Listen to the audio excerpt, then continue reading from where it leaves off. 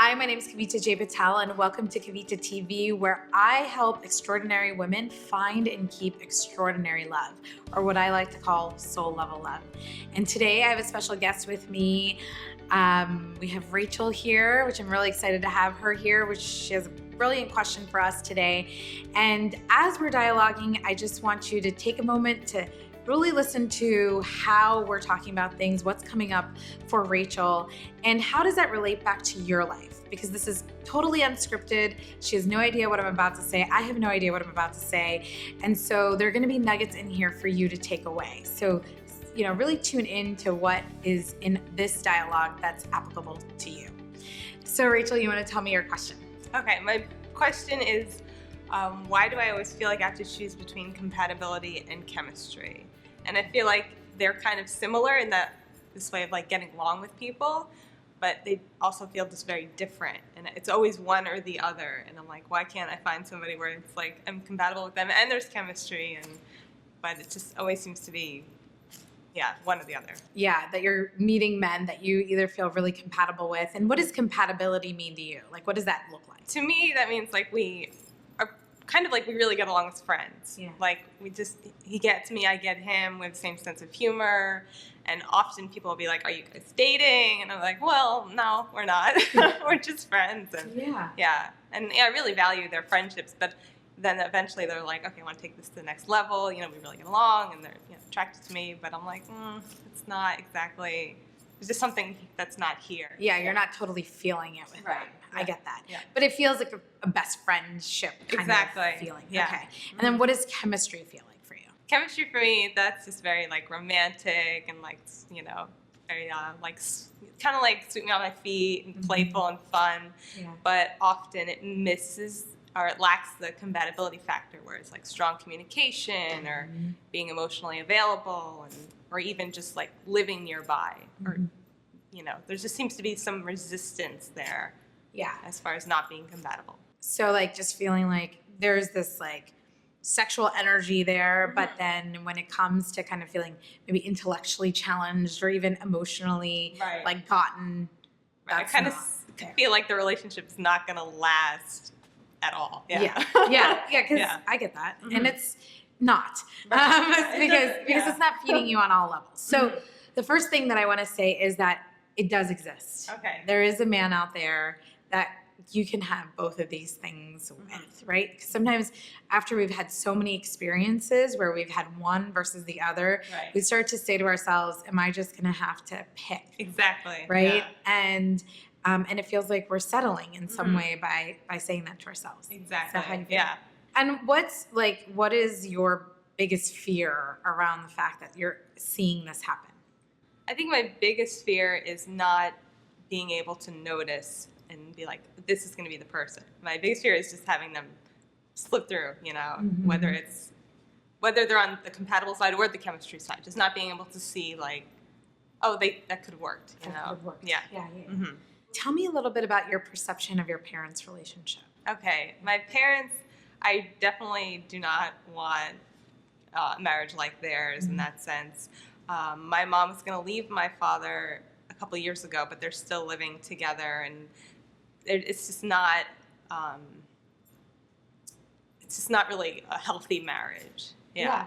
What is it about it that feels unhealthy to you? Especially when you were younger, like what did you see that just didn't feel like healthy to you?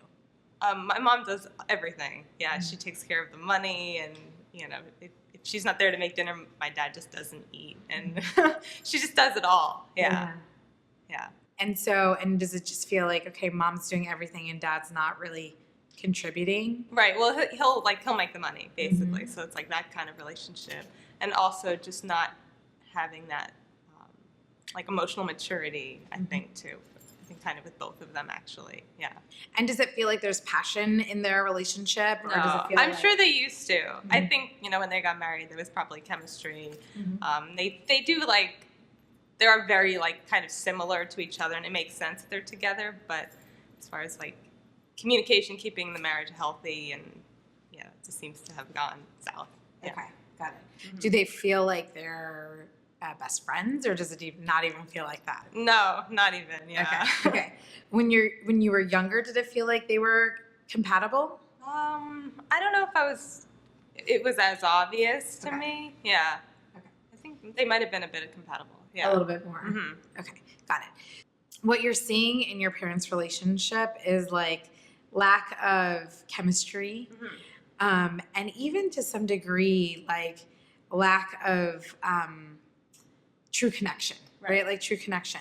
But what you are seeing that's working is that they are similar. Yes. Right? And there's ways that they can talk to each other and they get it. Is that not even true? You're like, no, that's not even true. But yeah, go ahead. Tell me what you're. I don't know. They just kind of communicate, I think, at a very immature level. That's fine. Yeah. That's fine that they're. But I don't know if they really. Like I don't know. Yeah, because if they're similar, Yeah. like how do you know they're similar? Just meaning in the way that they. They both have similar interests, and they both kind of have this. They're not very emotionally intelligent. Like to them, you're happy, you're sad, or you're angry. Yeah. Like they don't see any in between, and so That's fine. they don't get me at all because I'm like all over the place with that. Yeah. You're like, I'm highly emotional. Yeah. Yeah. Yeah, but what I'm trying to help you see is that the way that you're seeing that they're the same is they have similar interests. Right. Right? They have like similar things to talk about. Right. Yeah. And I'm not saying that maybe they're emotionally evolved Okay. or not evolved, but that there's these similarities Right, that totally. do make them, I believe, for you compatible, like in that way. Right, I'm not saying right. it every way, but like Yeah. in that way, they are compatible. Yeah. Okay. Because sometimes when we see our parents' relationship, it's basically in our subconscious, right? And that's what we're living out through our love lives right now. So what you have right now is a example of something that lasts. And I know that it may not even feel like it's lasting because your mom wanted to leave, but they're still together. Right. So Yeah. what's happening in your subconscious is like what lasts is compatibility. But the way I would say that your actual definition here, not here, like here, you know the difference for you, what compatibility really can mean. But here, what it means right now, like emotionally, what it means for you right now is like having similar interests, being able to talk on the same level. Do you get what is that resonating with you? I get what you're saying, but there's between the heart and the head. Yeah. Okay. So which? Not the heart. I'm just saying like emotionally here. Okay. Like the way that you're seeing compatibility is interest. Okay. Yeah. Okay. Because that's what your subconscious is seeing Right, from your right. parents, that there's similar interests. So like when you're jiving with somebody, a guy, and the compatibility is there, is it usually that you have similar interests? Yeah. A lot of times we kind of have maybe the same hobbies or talk about the same things. Yeah. Right, Yeah. so I'm like just- like my parents. Yeah. Okay. Yeah. Now you got it. You Yeah. got it? Okay, what'd you get? Kind of that like there's probably more to compatibility than just being into the same things and Yes. yeah. But right, and you know that here, that Right. there's more. Right. But like actually when you're attracting in men and what the compatibility feels like right now is that. Right. Does that make sense? Yeah. It feels like just similar interests and whatnot. Right, because a lot of times the people I have chemistry with, we might have nothing in common, and I'm like, Right. what are we going to talk about? Right. What are we going to do together? And yeah. Yeah. So then so what you have coded is we have to have similar interests Right. Yeah. to be able to last, to make it sustainable, which isn't true. Okay. It's not true. You don't even I know, believe me. totally. Yeah. Okay. So Yeah. I'm going to show you how Okay. you can start to bust through that belief. But that belief is actually having you call in one or the other because Okay. what you desire is both. Right. So, but what's happening is that you don't actually believe that you can have both because what you're seeing is sustainable and lasting is what your parents have, and that's just a friendship.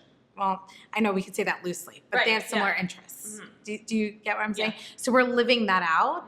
So you're either choosing somebody that's exactly like them in that you have similar interests, or you're trying to go for your desires, which is like, no, I want the passion and I want the, chemistry. Right. But then you're like, oh, we have nothing else. You know what I'm Right. saying? Okay. Yeah. So the way that we start to merge the two is for you to start to see how there is passion in your parents' relationship. Okay. And I know that feels super far-fetched for you right now. Right. Yeah. But this is the other part of why you're feeling like this. Is often we have a vision of what passion is because when we're seeing our parents and there's a lack of it, we're like, well, touching each other and, hugging each other and sitting next to each other, holding hands down the street or whatever. We've made up a lot of we've filled in the gaps with a lot of fantasies around what passion looks like. Right. Which is the opposite of what your parents have. Right. Right. Or what you've coded as the opposite of what your parents have. So what we're going to do is have you actually see what passion looks like for them in their relationship. And it may be that they're arguing or emotionally being immature is their access point to passion. How is that resonating? It's a little tricky to wrap my head around that. Yeah. Yeah. But the love work that I'm going to give you to do with them is actually ask them, be like, Mom and Dad, you can talk to them individually or together. It's up to you. It's better if it's individually. Okay. But, you would talk to your mom and be like, Mom, what is it that you loved about Dad when you first met him? Yeah. Like, what did you love? What did you fall in love with? Why did you date him? What was it like in the beginning? What was it like before you had us, before me? What was it like for you guys? And that will start to help you see why they came together in the first place. Right. And it, just so you know, it's also, all of that is still there for your mom. So as much as she's like, I know I should just be done with this guy because I'm doing everything and he's just bringing in the money. As much as she knows that logically, there's still this something connecting her to your dad. Definitely. Yeah. Right? So what is that? Yeah. I know you don't know the answer. I don't know. Yeah. But I want you to find out the answer. Okay. Because that's what it is. Okay. So can you start to see how finding that out with your mom and your dad may start to shift this for you? Yeah. Okay. I'm definitely intrigued. So I honestly don't know. I know, that they had a lot of friends in common and that kind of stuff. But I wonder, I'm definitely curious. Yeah. Okay. So what did you get out of this conversation for yourself? I'm definitely gonna have a conversation with my parents about what it was like when they how did they know right away. I know they've told stories where she's like, I just knew. Yeah. And I'm guessing there was probably a lot of chemistry then, but I'm wondering I don't know if they just start oh, there was just chemistry or we just knew whatever, and I'm like, okay, and then wondering how this is gonna affect me kind of on my path. Yeah. So what it's going to do is as you see what passion looks like for your parents. So make sure you get that, right? For my parents, for example, they argue all the time, but it's a part of why they're also still together. It's almost like if you can argue like that for years and years, there's some sort of passion there. Do you know what I mean? Right. And when I talk to them about their relationship, in the beginning, and my parents were arranged, but when I talked to them about the beginning of their relationship, they told me about love letters and going through blizzards to meet each other, because my dad lived in Chicago, my mom lived in Cincinnati. I mean, these are all things that I thought I knew everything about my parents, truth be told, because we had that kind of relationship. But, when I heard these things, I was like, oh, and it shifted the way I started to see how they love one another. Okay. Because through their words, they may not love one another. Right. But through their actions, it's a completely different story. So I started to see that. And that's what I want you to see is how are they showing that there's chemistry here? How are they showing that there's connection here? How are they showing that there's passion here? And even today. Even today. Okay. Even today. Yeah. Even today. Okay. But I still want you to get what was before, because you start to see it wasn't always like this. And sometimes we don't feel that. We haven't experienced that. Right. Yeah. And that they will say that. They'll be like, oh, this wasn't like this years ago kind of thing.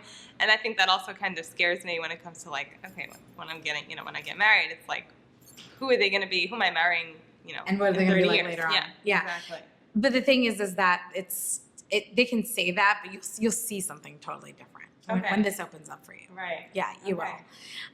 So I know this doesn't give you necessarily a quick answer to your question. But it kind of steers me. Yeah. It steers you in the right direction. And when you start to see sustainability actually means not only having the same interests in a relationship, but much more. When that gets experienced with your parents, then all of a sudden you will attract in somebody that has both. That's both. Okay. Yeah, and I know that feels like, how is that possible? But it's basically something that you have to experience. Right. But but the other thing around that is, right now you're picking one or the other because you're scared. Mm-hmm.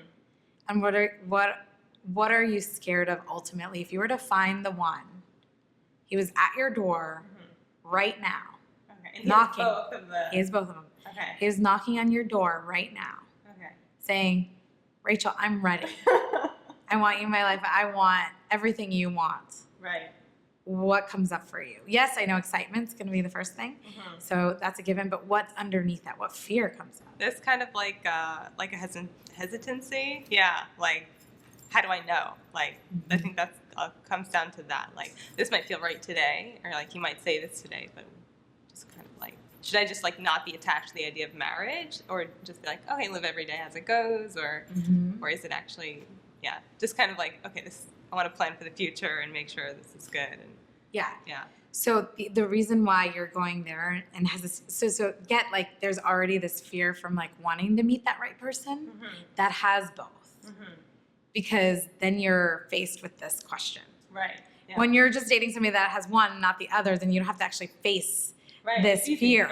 Yeah. You know? Yeah. So when you face this fear, it's like, okay, what's coming up for you is, well, my parents had that at one point potentially, but now they don't. How do I know this is going to last? Exactly. Yeah. So when you, again, coming back full circle, when you see that they had it and still have it, it's not in their words per se, but they still have it. Okay. When you start to see that, it will break this hesitancy for you. Okay? Yeah. So it's like a two-folded answer to your question, because the hesitancy is keeping you from it. So it's safer for you to just date one or the other. So you don't have to actually commit. Totally, yeah, because I know it's like, no matter what, I'm going to be okay. Yeah. I'm not going to get hurt. And I'm not going to get hurt. I don't have to commit. I don't have to figure out if this is going to last. Yeah. Right? Yeah, it's very, very safe, but also I know it's like, this isn't it. You know? Yeah. And you do want that. Yeah, definitely. You do want that. Yeah. And I'm not saying you have to get married if you don't want to get married, but you do want a partnership. Right, yeah. Right? What do you want? Yeah, I would love to have like a lifelong marriage, family, and definitely. Yeah. So don't stray away from that. If that's what you desire, keep that intact. Okay? We just have to deal with the fear behind it. Yeah. But if you desire marriage, you desire a family, you desire it in that way, keep that. Don't get rid of that. Okay? Yeah, that makes sense. Yeah. Good. Cool. All right. So for all of you watching us and hearing me and Rachel have this conversation, what's coming up for you? What maybe nugget can you take away for your love life or to break through in your love life? So tell us what that is over in the comments. I'll be reading them. I'm really excited to hear what you've discovered through this conversation. And if you loved this video, then show us your love by clicking on the thumbs up below this video.